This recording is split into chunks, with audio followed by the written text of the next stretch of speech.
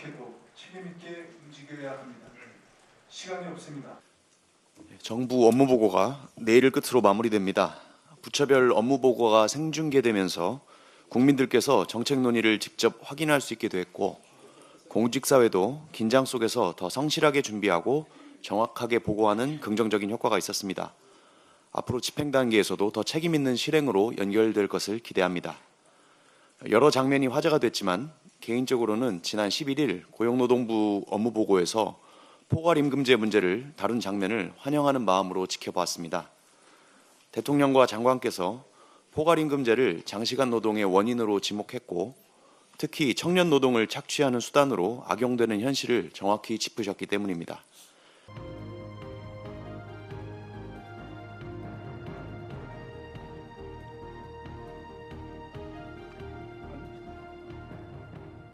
아까 잠깐 얘기하신 것 같긴 한데 장시간 야간 노동 등 노동시간 격차 해소 항목에 포괄임금에 대한 오남용 기획감독 이런 게 있네요. 네. 근데 이 포괄임금제가 악용돼서 노동 착취 수단이 되고 있다는 지적이 상당히 많죠. 오래되었습니다. 네. 근데 좀 실질적인 해결책이 있어요. 일단 포괄임금제를 근본적으로 금지하기에는 몇 가지 어려움이 있는 것은 사실입니다. 요건을 아주 강화해가지고 좀 꼭 필요한데 예외적으로 허용하되 노동 착취 수단이 되지 않게 보상 체계는 지금 이거 월급 적게 보수 적게 주자고 만든 게 아니고 예를 들면 업무 특성 때문에 포괄임금제 한다고 주장하는 거 아니에요? 예, 출퇴근 기록이 어렵거나 야간 수당을 몇 시간 일해야 될지를 모르는 또 야외 노동 영업직이라든지 시간이 뭐 특정하기 어렵다든지 네네. 등등일 텐데 근데 이걸 악용해가지고 하여튼 잘 모르는 특히 청년들 노동 착취 수단이 되고 있다고 하더라고요. 그래서 뭐 퉁쳐서 주는 거 그냥 이거 다 줬다 치고 이런 것들이 공짜 야근에 이거 어떻게 대책을 어떻게 세우십니까? 그래서 저희들이 들어가서 이거 출퇴근 기록이 충분히 가능한 곳에 대해서는 포괄임금제 오남용되지 않도록 하고 요즘 뭐 IT 강국이라고 하는데 출퇴근 기록 충분히 우리가 할 수 있다고 보아집니다. 그리고 출퇴근 기록을 의무화하고 해서 오남용되지 않도록 하고 정 어려운 곳에 대해서는 근로자에게 불리하지 않도록 하는 방안들을 지도할 생각입니다. 제도 자체의 남용 여지가 너무 크게 돼 있는 거 아닙니까?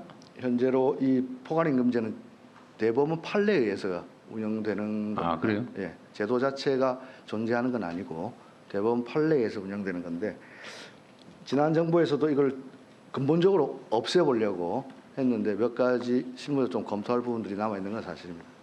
아니 그게 노동법에 명확하게 노동 시간을 몇 시간으로 하고 그 초과 노동하면 줘야 된다. 그리고 퉁쳐서 하지 마라. 네.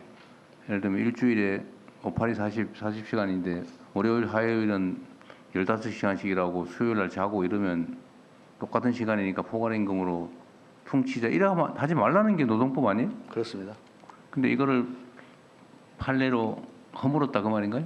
판례에서 노동자들이 동의하고 경제적으로 불이익하지 않을 때는 경제적으로 불이익하지 않을 때는. 네. 근데 포괄임금제는 대체적으로 경제적으로 불이익할 텐데 그 사용자들이 자기들이 즉 사용자가 유리하면 안 된다고 말이잖아요. 네, 네, 그렇습니다. 사용자가 자기한테 유리하지 않은 걸 할 리가 있나? 그래서 이게 IT 쪽에 클런치 모드라 해가지고 뭐 실은 이제 출시를 앞두고 장시간 노동을 하게 되는 원인이었는데요. 그런 데에 대해서도 저희들이 집중적으로 단속을 하고 하여튼 기획 감독도 할 예정입니다.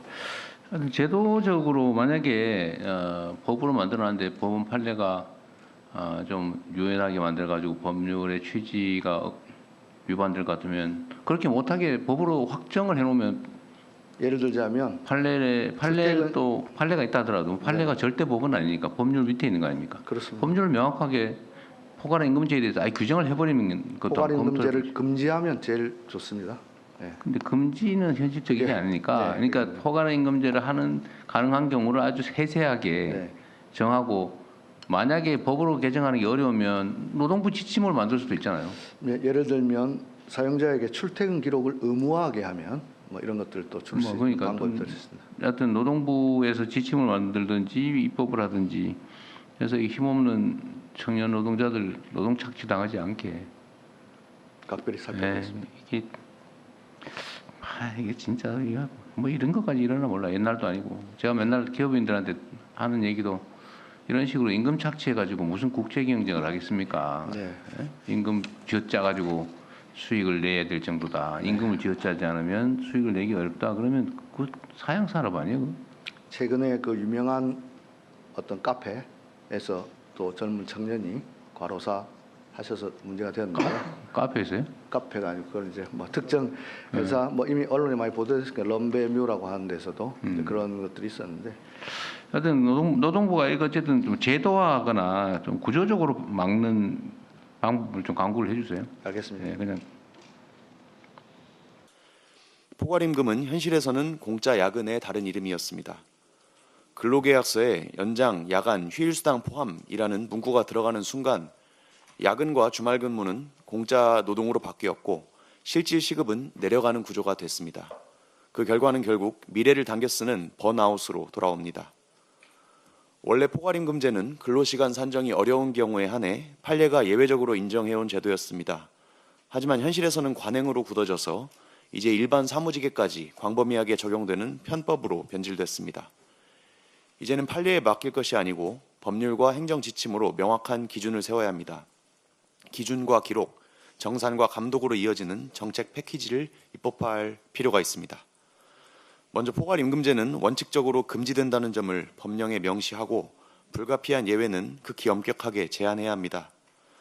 허용되는 직무를 제한적으로 열거하거나 사전 신고제나 인가제를 도입하는 방안도 검토할 수 있겠습니다. 기본적으로는 유럽처럼 모든 사업장에서 실근로시간 기록을 의무화해야 하고 예외적으로 포괄임금제를 허용하더라도 일본처럼 그 고정 오버타임 시간을 초과하는 부분에 대해서는 반드시 정산할 의무를 두어야 합니다. 아울러 집행 단계에서 장시간 노동이 집중되는 업종을 중심으로 기획근로감독 상시화도 필요합니다.